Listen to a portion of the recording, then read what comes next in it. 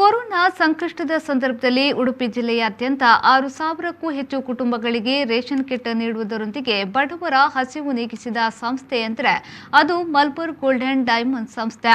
ಈ ಸಂಸ್ಥೆಯನ್ನ ಸಮಾಜ ಸೇವಾ ವೇದಿಕೆ ಕಳತ್ತೂರು ಕಾಪು ವತಿಯಿಂದ ಅಭಿನಂದಿಸಲಾಯಿತು. ಕೋವಿಡ್ನ ಸಂಕಷ್ಟದ ಕಾಲದಲ್ಲಿ ಬಡವರ ಸೇವೆ ಮಾಡುತ್ತಿರುವ ಮಲಬಾರ್ ಗೋಲ್ಡ್ ಅಂಡ್ ಡೈಮಂಡ್ ಸಂಸ್ಥೆಯ ಕಾರ್ಯ ಶ್ಲಾಘನೀಯವಾಗಿದೆ. ಬಡ ರೋಗಿಗಳಿಗೆ ಪ್ರತಿ ತಿಂಗಳ ಔಷಧಿ, ಸರ್ಕಾರಿ ಕಾಲೇಜುಗಳಲ್ಲಿ ಕಲಿಯುವ ವಿದ್ಯಾರ್ಥಿನಿಯರಿಗೆ ವಿದ್ಯಾರ್ಥಿ ವೇತನ, ಮನೆ ನಿರ್ಮಾಣಕ್ಕೆ ಸಹಾಯಧನ, ಜಿಲ್ಲೆಯಲ್ಲಿ ವ್ಯವಹಾರ ಮಾತ್ರ ಮಾಡುವುದಲ್ಲದೆ ಜಿಲ್ಲೆಯ ಜನತೆಗೆ ತಮ್ಮ ಲಾಭಾಂಶದ 5% ಬಡ ಜನರ ಏಳಿಗೆಗಾಗಿ ಖರ್ಚು ಮಾಡುತ್ತಿರುವ ಮಲಬಾರ್ ಗೋಲ್ಡ್ ಅಂಡ್ ಡೈಮಂಡ್ಸ್ನ ಈ ಕಾರ್ಯಕ್ಕೆ ಸಮಾಜ ಸೇವಾ ವೇದಿಕೆ ಕಳತ್ತೂರು ಕಾಪು ವತಿಯಿಂದ ಅಭಿನಂದಿಸಲಾಯಿತು.